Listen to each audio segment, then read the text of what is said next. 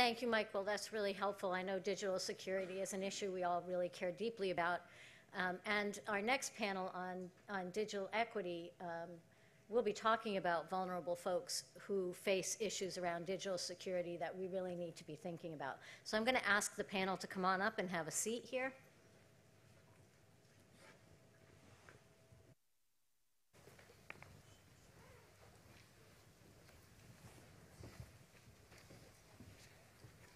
Do we have assigned seats? Wherever you like.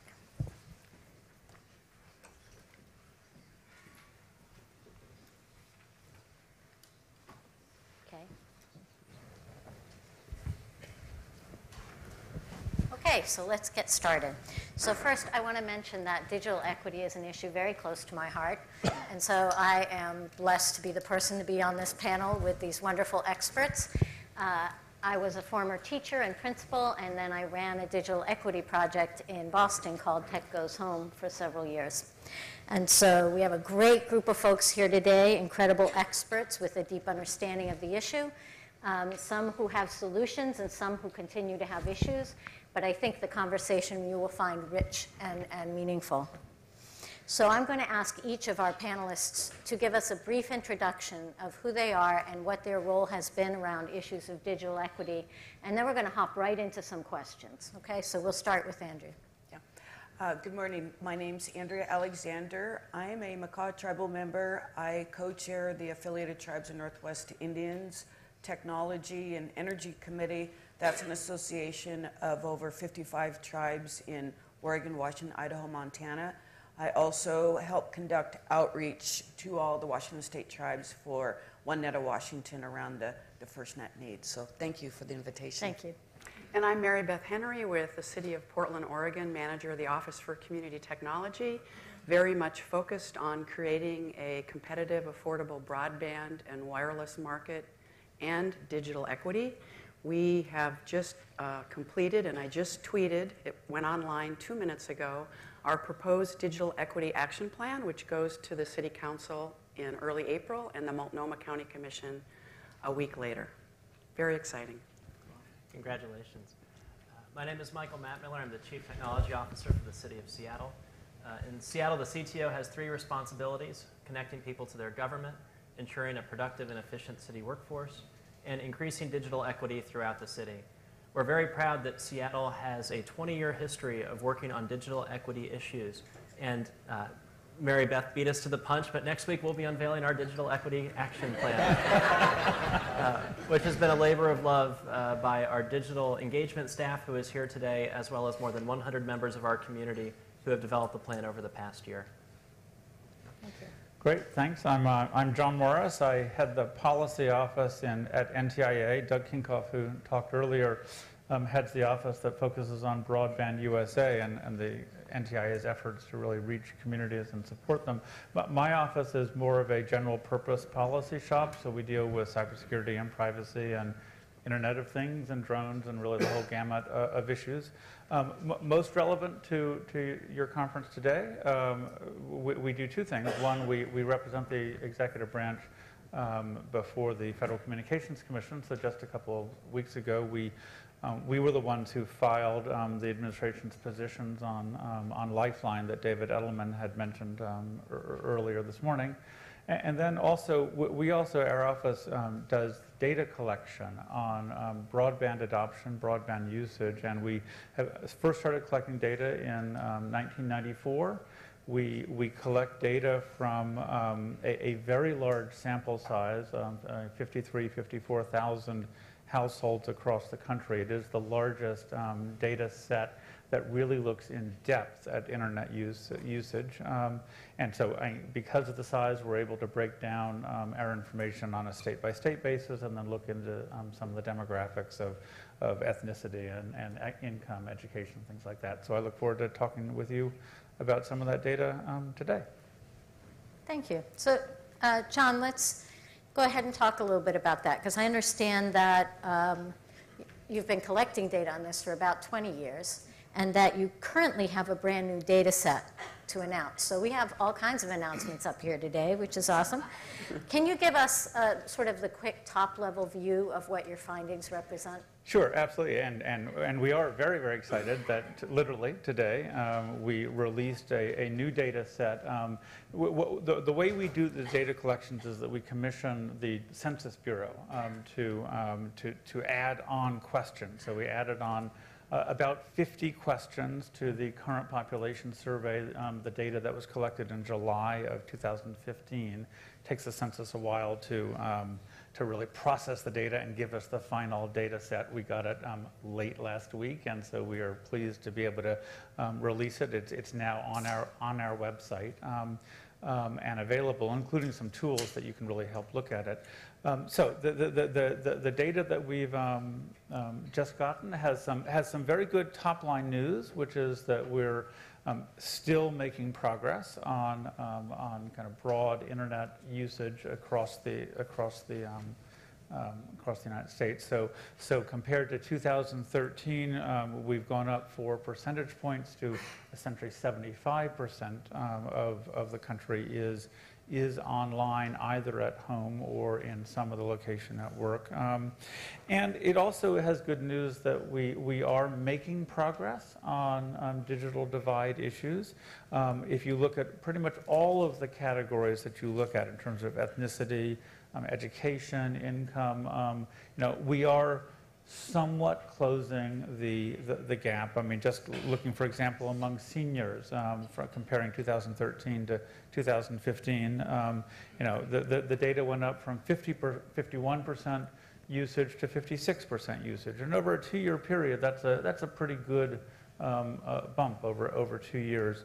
But the flip side of that data is that it's clear that we still have an awful lot of a way to go to close the gap across all of the different sectors and different slices and all, so economy, education, and the like. So, and that's certainly what we're going to hear from these experts. So I wanted to ask you, Andrea, so how does the information you're hearing connect or not connect with the tribal communities that you support?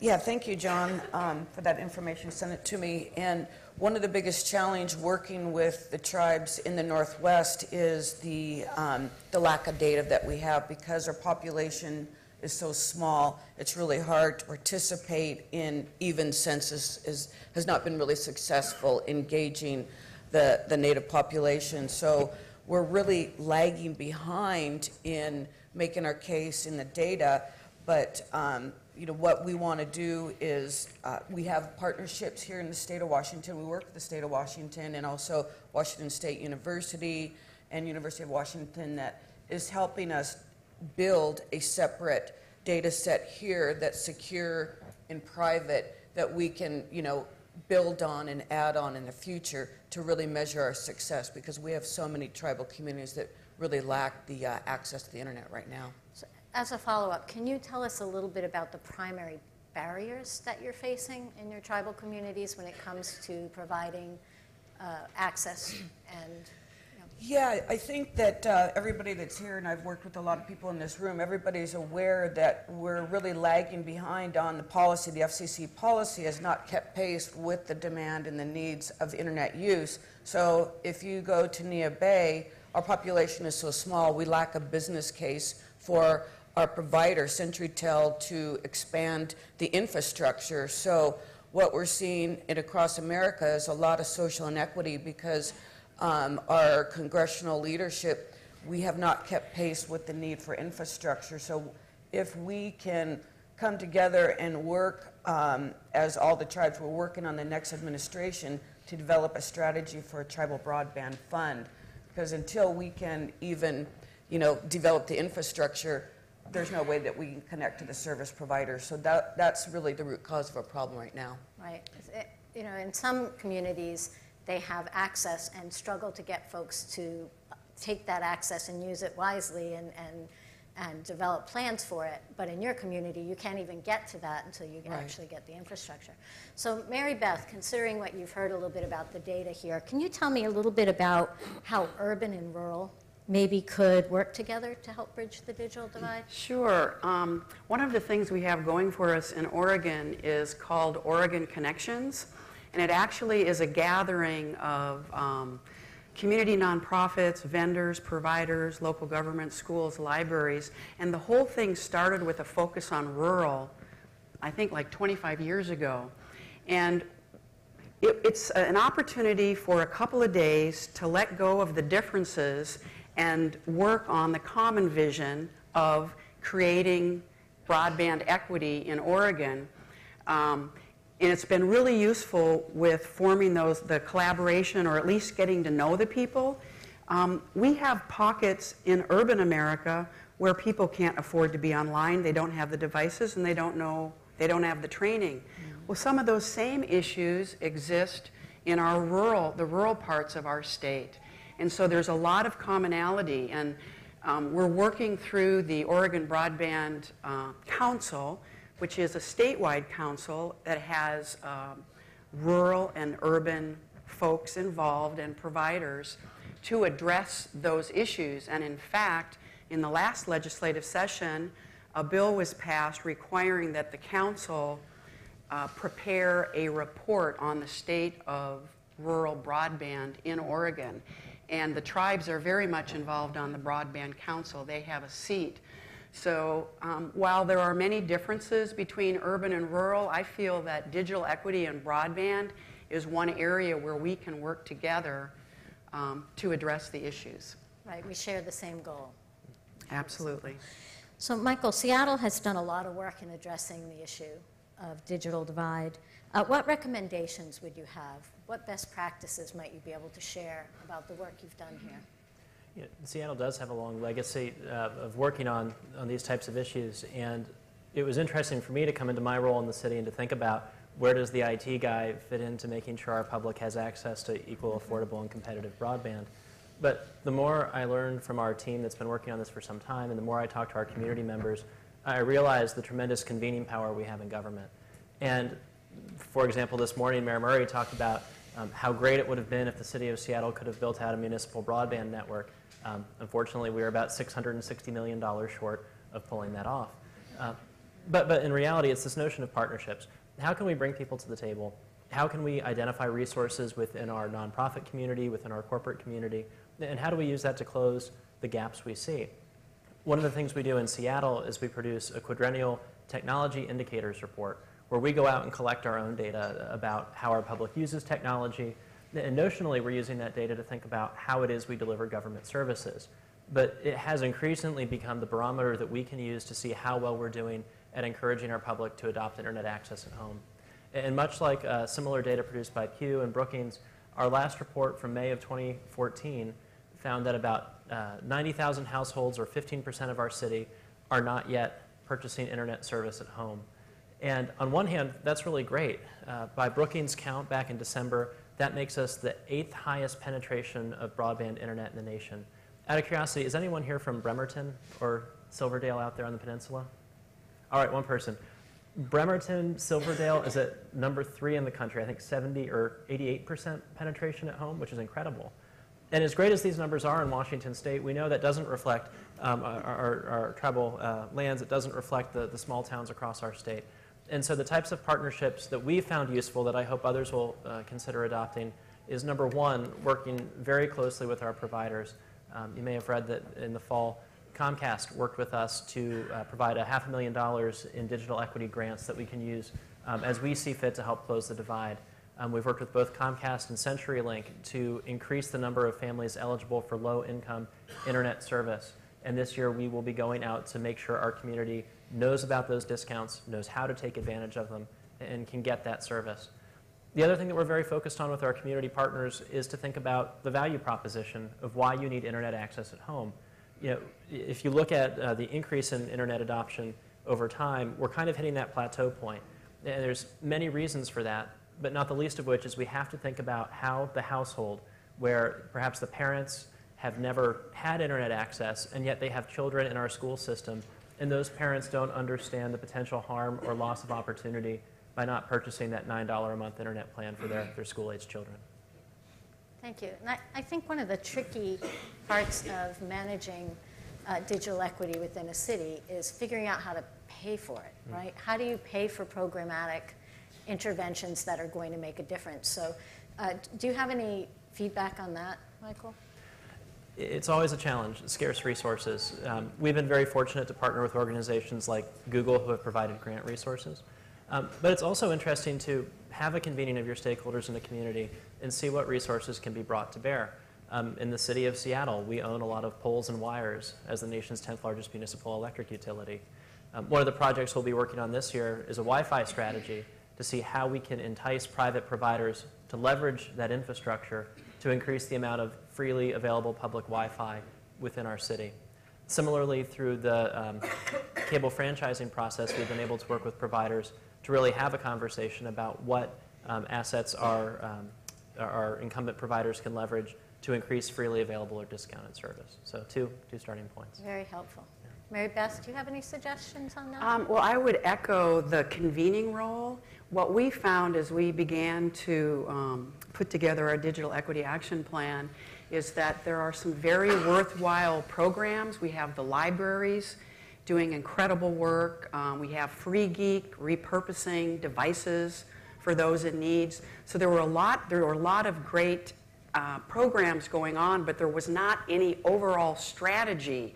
So then maybe we weren't using our scarce dollars in the most strategic way. So through the convening, collaborations have formed. And now in one of the lowest income school districts in Multnomah County, they're looking at, with the school resources, to extend Wi-Fi beyond the school boundaries into the surrounding low-income neighborhood.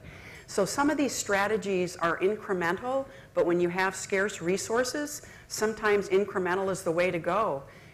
That's how we started. The city has a fiber system that serves only government entities.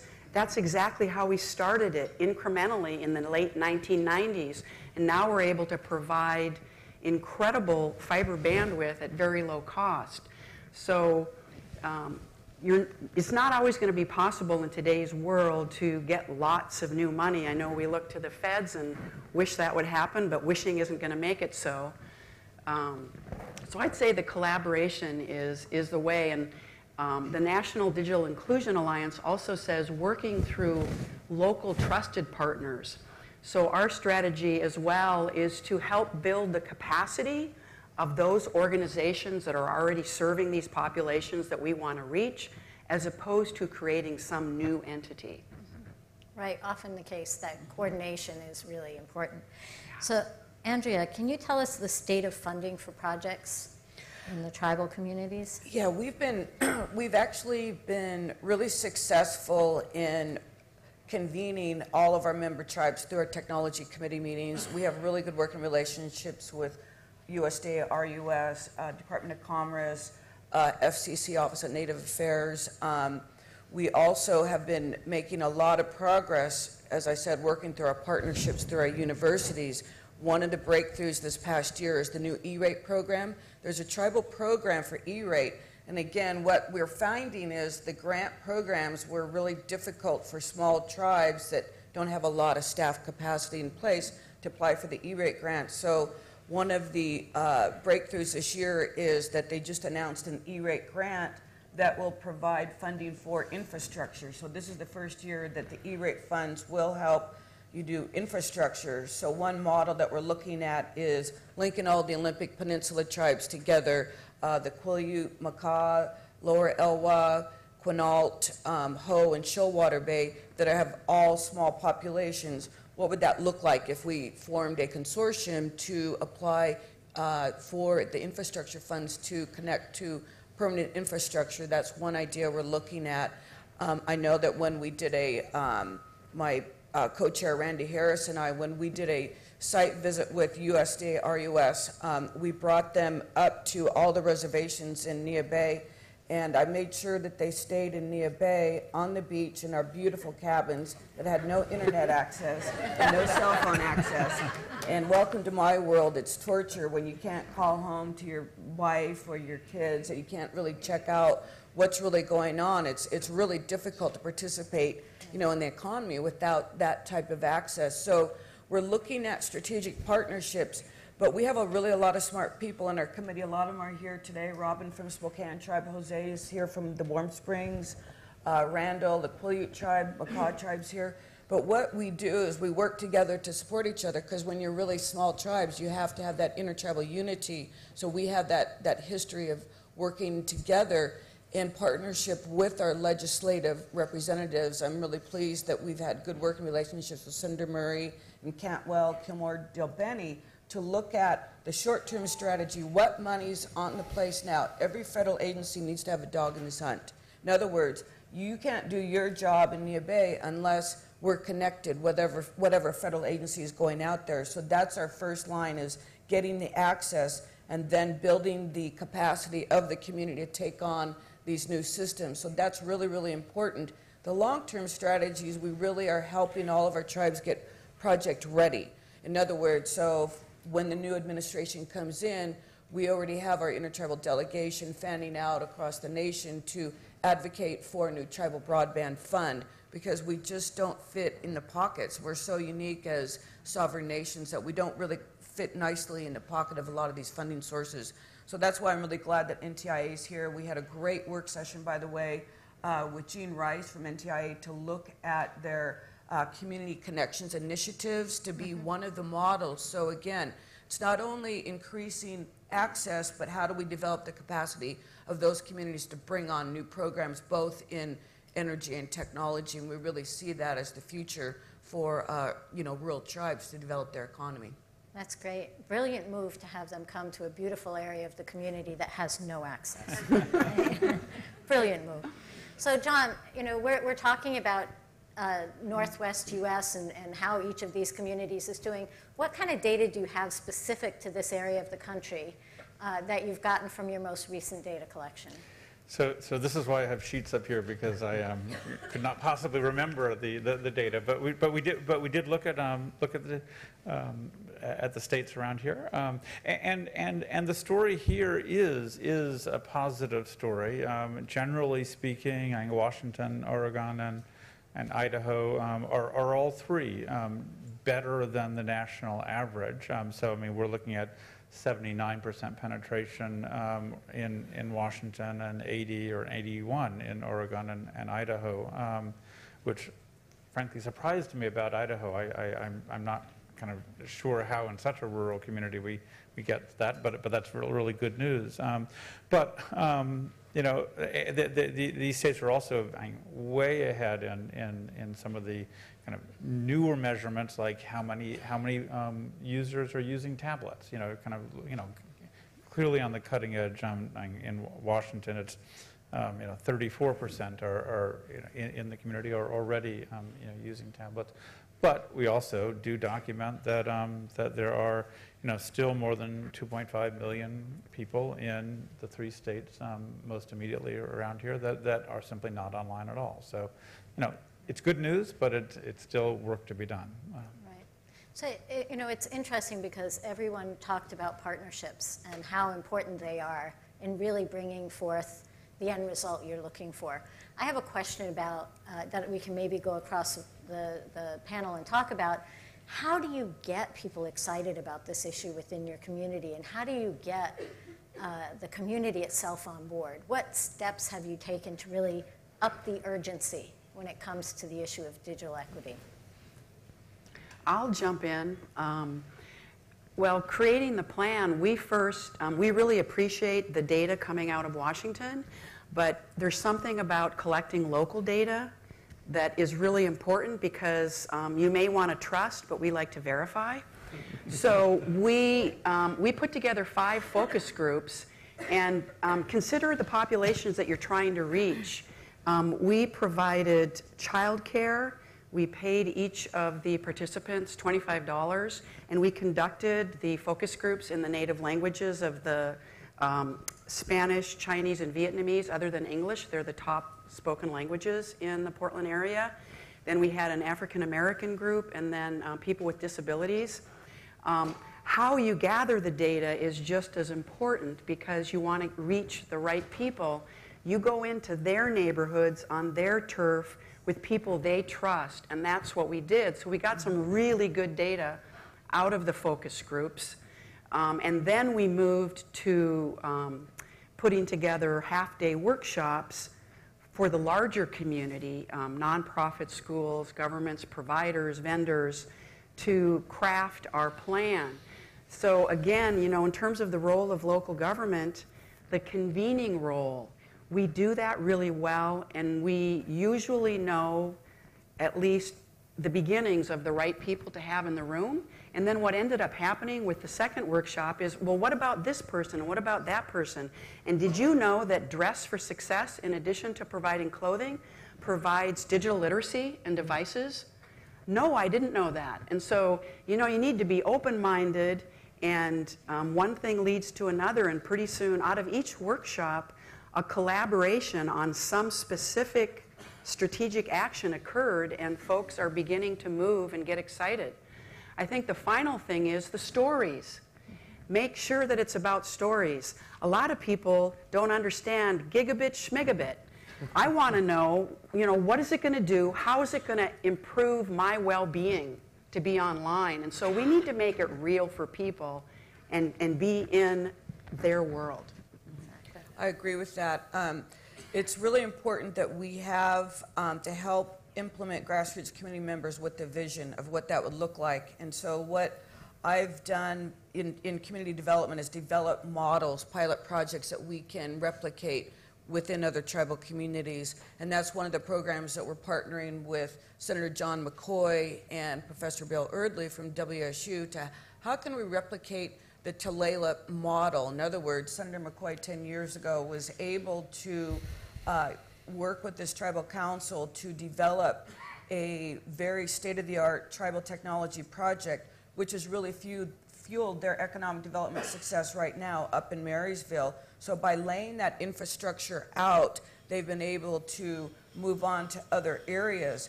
But that wasn't, you know, without a cost. They had to go to the council and community and advocate for their own investment because, again, there wasn't any funding from the state or federal levels, or even the foundations weren't funding that at the time. But as a result, it's really succeeded, and we still have that kind of information, so we don't want to reinvent the wheel. Let's use those successful models, replicate them, and move on. But I would really hope that people in the Northwest in these rooms would really work together to form partnerships to advocate for the needed funding. We keep saying there's no funding. There is if you have a group of committed people working together. I don't believe that. I'm a fundraiser. I'm not going to take that excuse anymore. There's money in this country. There's a lot of money in Seattle. There's a lot of money in Portland. How do we work together to advocate for that as a priority? Because, again, if we have members of our society that don't participate in the technology programs, they're out of opportunity. They can't take their high school test. They can't apply for jobs. We don't have access to public service. So, I think that's what's really important for everybody here in the Northwest is to work together on that. And again, I'm really pleased with our congressional delegation with Senator Maureen Cantwell, especially the leadership that they provide to support, innovative methods there. Right, and it makes sense in so many ways because we in government have always wanted to get as much civic engagement and participatory democracy as possible, and it's very hard to do that now without that level of technology, right? And Deb, I think that's actually a really interesting one to build on that comment. And Mary Beth, something you said, when we looked at our digital equity program here in Seattle, and we had some really tremendous community players who at the table that we've worked with for years, and we said, we need to come up with some new ideas. We need to think of new ways to solve this challenge. And so we broadened the circle, and we started with Tone at the top, and we had the mayor personally invite companies, other organizations that you wouldn't stereotypically think of as being involved in the digital divide, and ask them to come to the table and form a digital equity action committee, a group of community leaders to help tackle this problem. At the same time, he also told 10 of his department directors, I think you have some role in helping to solve this challenge, so I want you to be part of this initiative. And that level of executive leadership not only brought people to the table, we heard some really interesting things. We heard a technology company, and I know that that's something perhaps a little unique to Seattle and Portland and others in this room. A technology company perhaps read that this might be a fundraising ask at some point and said, we can't give you any money, but we replace all of our employees' laptops every year, so we can give those to you to help perhaps give them on to others. And it's something as simple as, you know, an organization where that's an easy give, that they would have never thought that they could have a role in helping to close the device gap, that just because they were asked, they came to the table with that offer. I think the other interesting thing, Mary Beth, that you also pointed out is how we tell stories. One of the programs that's been very successful for us here in Seattle is what we call our Technology Matching Funds program. Every year we give approximately $300,000 to community-based organizations who are helping to bring connectivity or access to their communities. And we call it the matching funds because any organization that applies for a grant must either match the amount we give them with a similar amount of cash or with time and talent. And what we find with these grants is that it doesn't take a lot of money to have an impact. Some of these grants are $5,000 to buy digital cameras or to put a computer in a senior home. But when we hear the stories that come out, and we always bring these grant recipients to our city council every July, and they pack the chambers and talk about how the money can have an impact, that's when we get ideas. And that's when we bring more partners to the table, and it becomes this perpetuating cycle that's just really exciting to hear about how we can change our city. And I'll just put one last plug. I did hear we have a representative of our Community Technology Advisory Committee in this room today. CTAB is the oversight board for my department that advises the mayor and the council and helps award those grants. So we're very thankful for how they reach out into their communities as well to broaden awareness. Thank you. And I will mention that Senator McCoy is actually going to speak this afternoon, too, so you might be interested in hearing from him. So, and Deb, yeah. let me just add that just the data, even though we just collected at the national level, it really confirms why the community engagement that we've just been hearing about is exactly what needs to happen. I mean, if you, in terms of our data, you know, we ask, why aren't you online, in terms of the folks who are not online, and absolutely cost is always one of the considerations, but frankly, the leading reason is consistently is a perceived lack of need. And as my NTIA colleagues can tell you, I mean, it is only really at the community level that you really can kind of explain and get the message out about how critical broadband access really can be in terms of getting jobs, getting education, and the like. So, I mean, certainly, even at the big national level, it's clear that community engagement is the way to go. Right, and when we reduce cost, it gets easier for folks to jump over that hurdle and understand the value of the resource to their families. So tell us a little bit, John, having done all this research, what do you think are the biggest barriers at this point to really impacting digital equity? Yeah, so I mean, lack of need, the perceived lack of need and the expense really are among the most, are the two leading ones, and they have been the two leading factors for years. It's not kind of a new development. If you dig into those numbers more deeply, and you really can actually understand that expense is still a very critical point, because if you look at, we're able to look at households that used to have internet access but now don't, and if you look at that subset, cost is far and away the reason they don't. It's not, I mean, once they've had it, they perceive the need for it, but cost is really the factor. But I mean, the data also kind of shows how your job is getting more complicated, not less complicated, because more and more, you know, wealthy, educated Americans are going online with many, many different devices, and are, you know, going online, you know, with both wirelessly and with fixed broadband. And, you know, at most at the lower incomes, we really see, you know, one method if we're successful, you know, I mean, which is great, or none. But I mean, even it's clear that to kind of really solve the digital divide, we really have to solve it, not just getting folks, you know, a single conduit. In the long run, we need to have, you know, I mean, kind of a more robust set of capabilities. I mean, story about the kid with the tablet at the basketball game that David Edelman mentioned, I think just kind of illustrates that there are a lot of different ways that citizens need to be able to connect.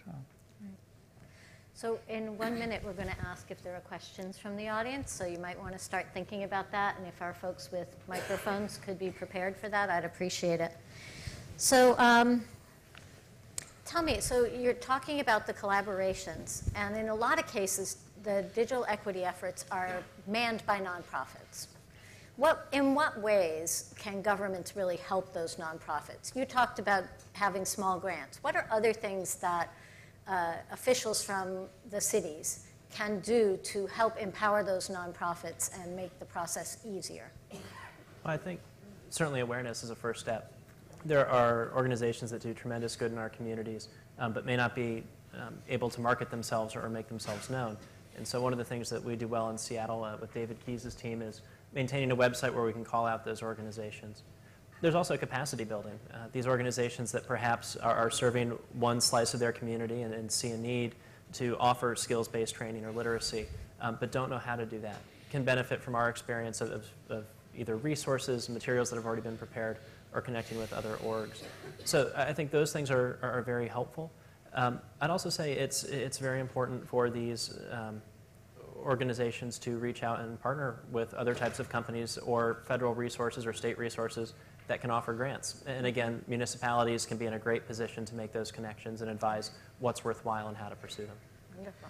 One of the things I'm really surprised about is that we don't have more innovative financing models for technology, training, or the infrastructure. And in any successful industry, you have a pretty good mix of private-public partnerships, which is ways to leverage money. So whenever I do a deal in the community, when we built our Macomb Arena, there was a certain amount of loans, and low-interest loans. There was grants. So there's different ways to fund project and programs, and I think we really need to look outside the box when we're funding, especially innovative training programs. That's what we're looking at with our T3 technology training program, where we're developing private-public partnerships to model and help train our communities, in the use of technology and how we're using that as a tool, whether it's collecting natural resource data or helping our kids in school. But I would really hope that we could think more strategically about leveraging those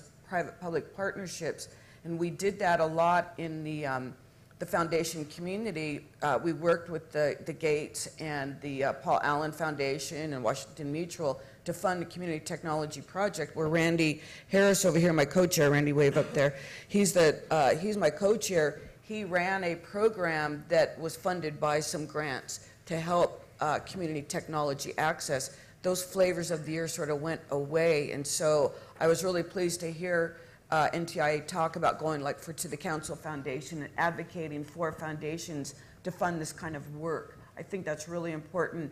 When we're saying we're not funding education, we don't have any, very few technology training teachers because the funding isn't competitive to work as a teacher. If you go to Google or Microsoft. So what are we doing around education for technology?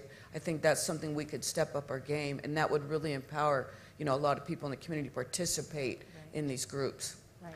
Also, spreading the responsibility. So just informing our digital equity action plan, I didn't really have enough money in my budget, so I went to the Multnomah County Libraries and said, hey, could you contribute?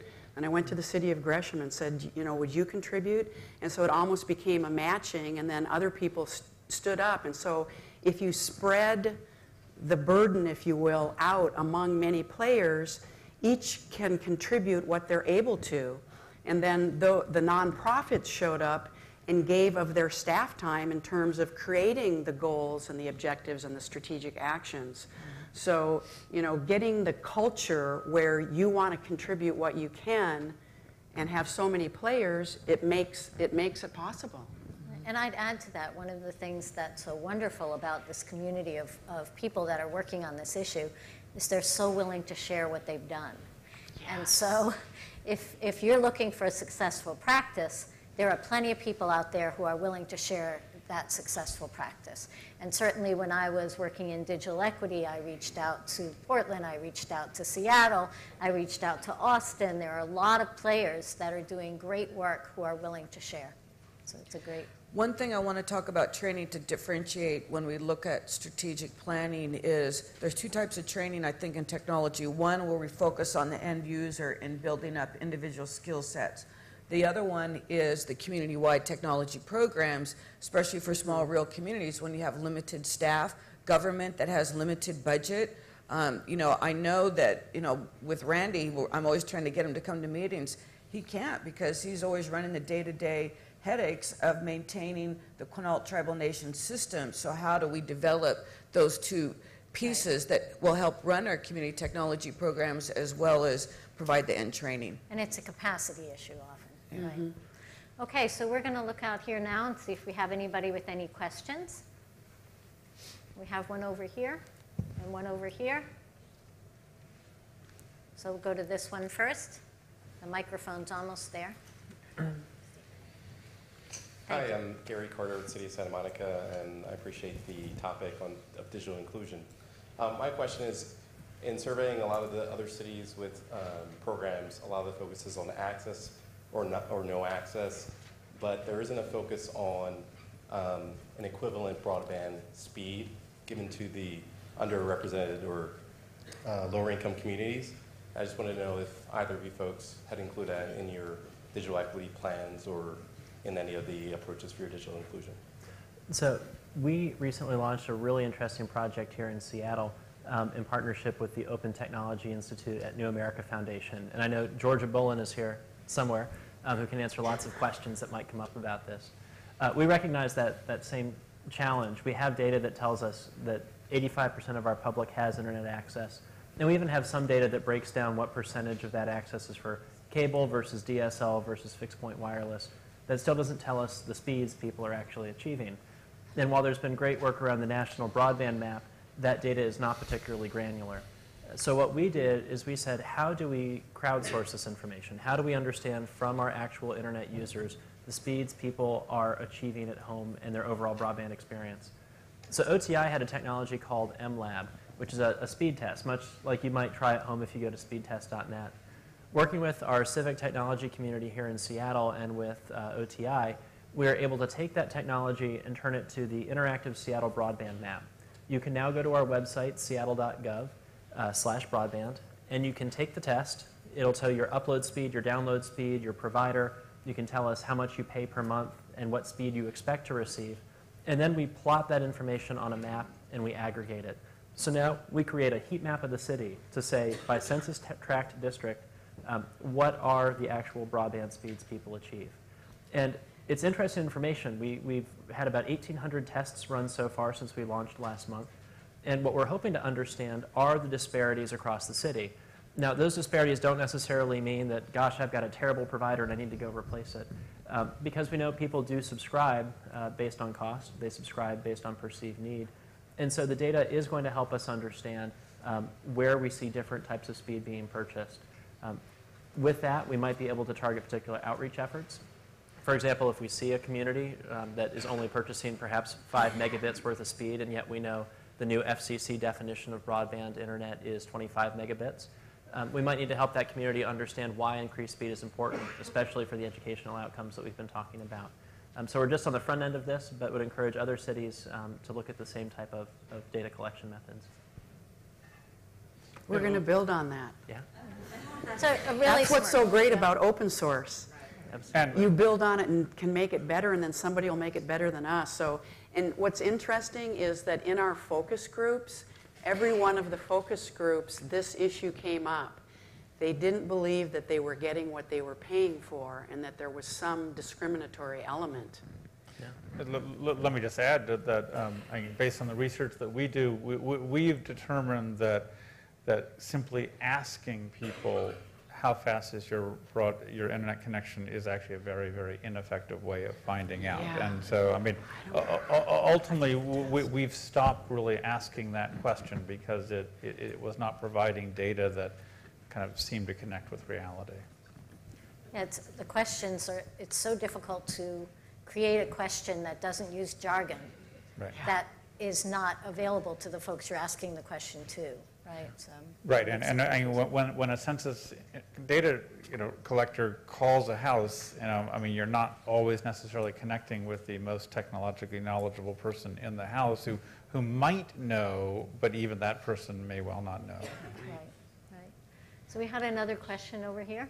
Yes, thank you. My name is Judy Andion. I'm with Garvey Schubert Bear here in Seattle. It's a question for John.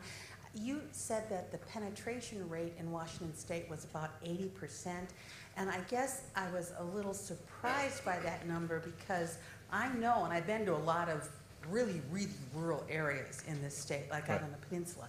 So what does that number really measure? Sure. You could explain that a little bit? Sure, and there are lots of ways you can slice our data.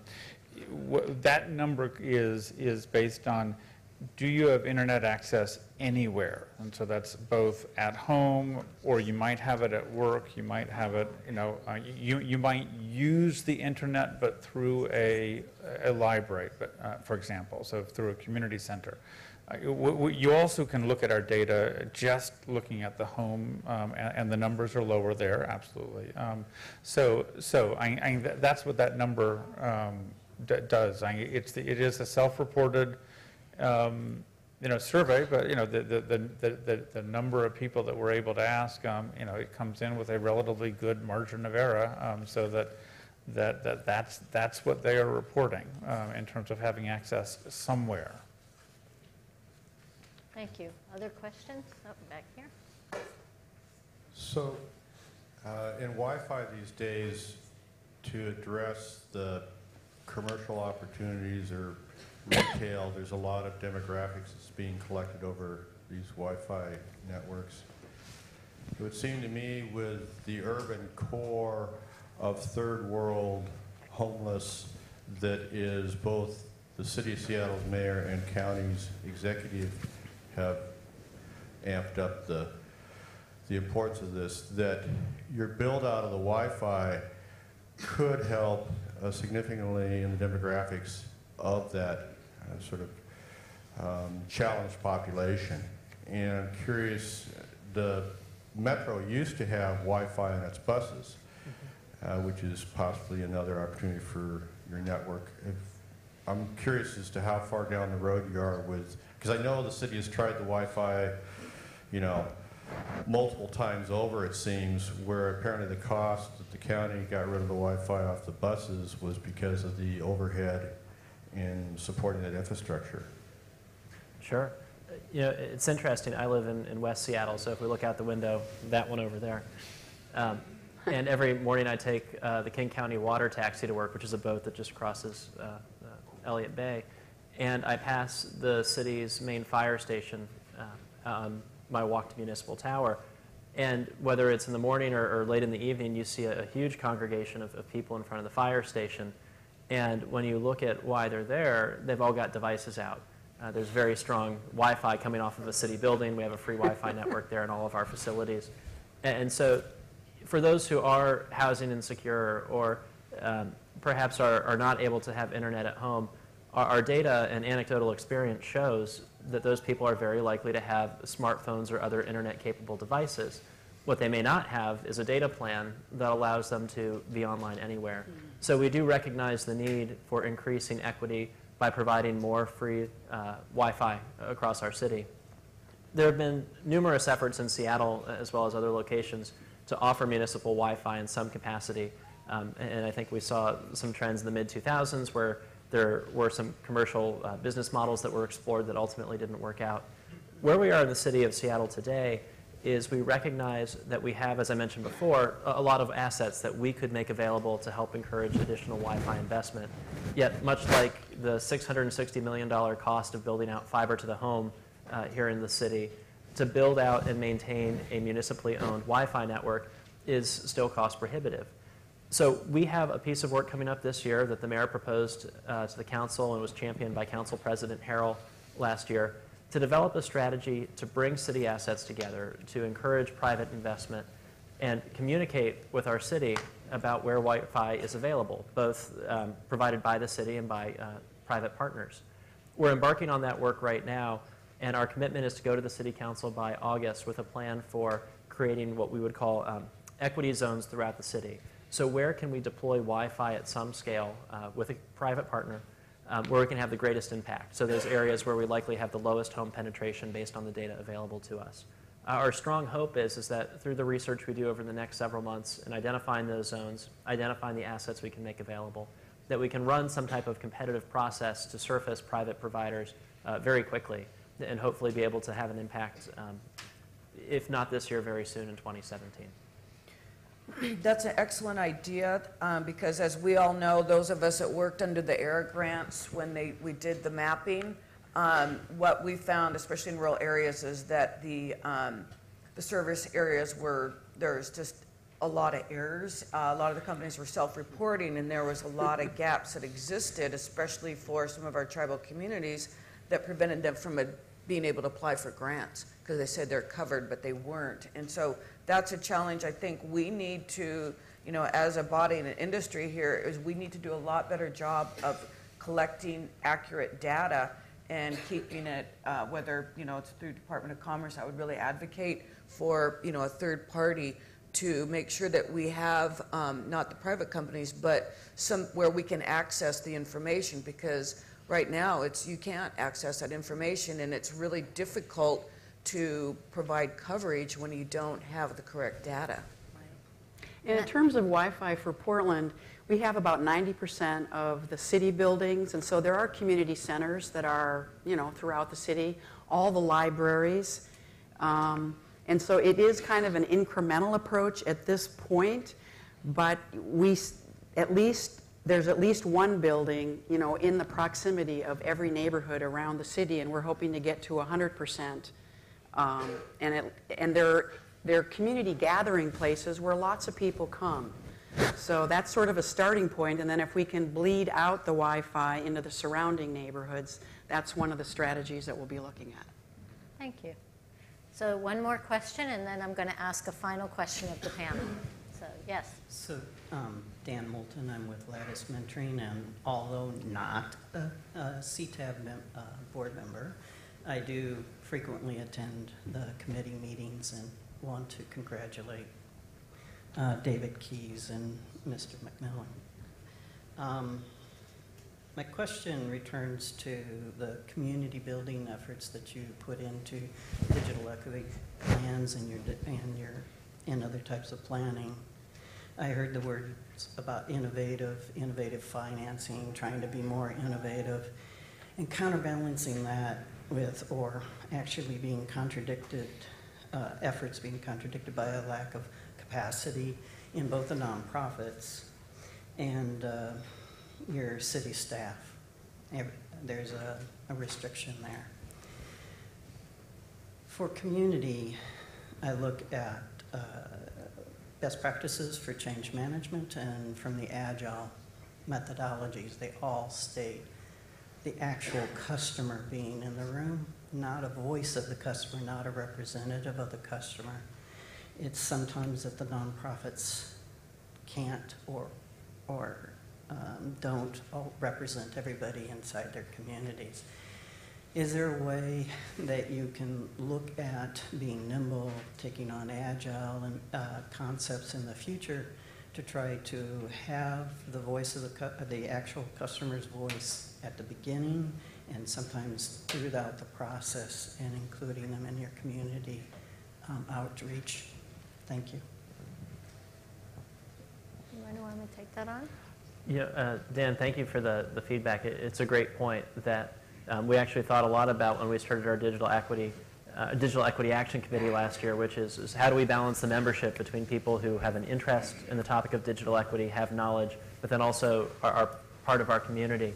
And it's something that we do need to keep in mind as we have these conversations. Bring in the institutions, bring in the individuals affected. And here in Seattle, organizations like the Community Technology Advisory Board help us do that. So thank you. And Mary Beth's suggestion was also really interesting, I thought, about bringing together focus groups. Yeah. I thought that was a brilliant way to really get the voice of folks in the room. Mm-hmm. So I'm going to have to ask us to move to the last question because we're getting very close to lunch, which you never want to miss. And I will mention that David Keys will be here tomorrow as well for if you have one-to-one questions and you want to talk to David about issues of digital equity in your city. He's a really incredible expert on the topic. So I'd love to go quickly down the line here and just tell us what one piece of advice do you have for a city or a community that is just beginning to address this issue? What would be your first step?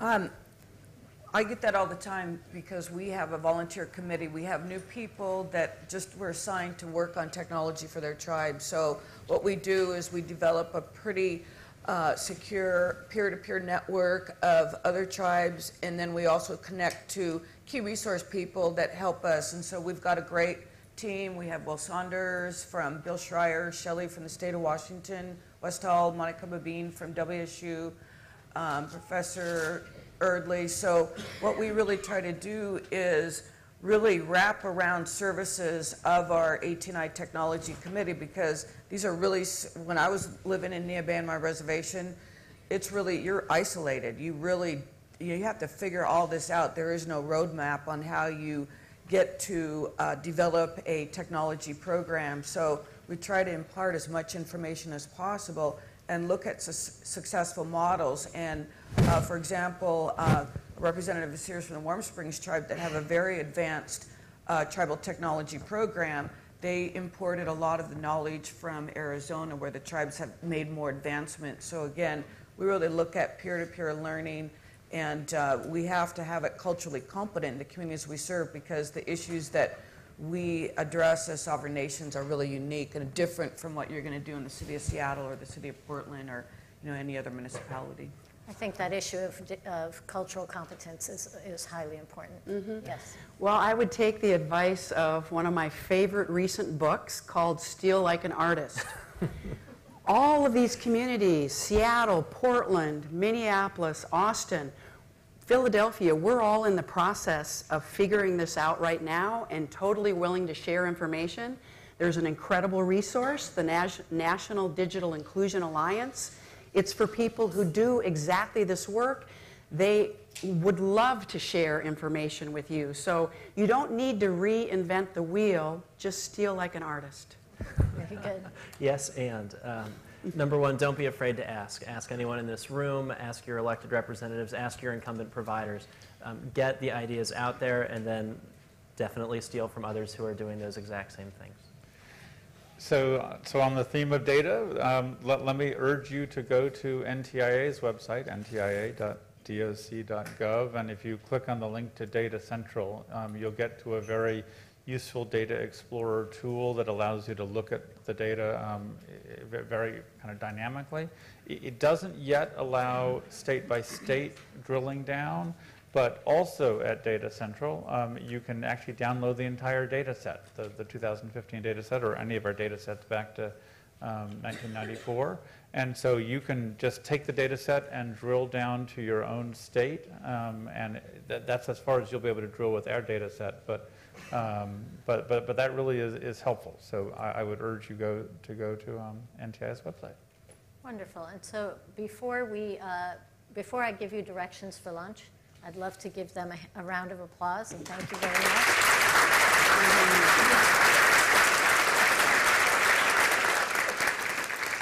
So we are actually going to eat in this room, but in order to get lunch, we've got a nice little pathway to make this work. We're going to go out the back door, because the next room is where our lunch buffet is. So you go out the back door, come back in this front door, and sit back down with your lunch. And we will have a keynote speaker in just a few minutes. So once we all get our lunch, we'll get started with that. Thank you all so much. Thank you, thank you, thank you.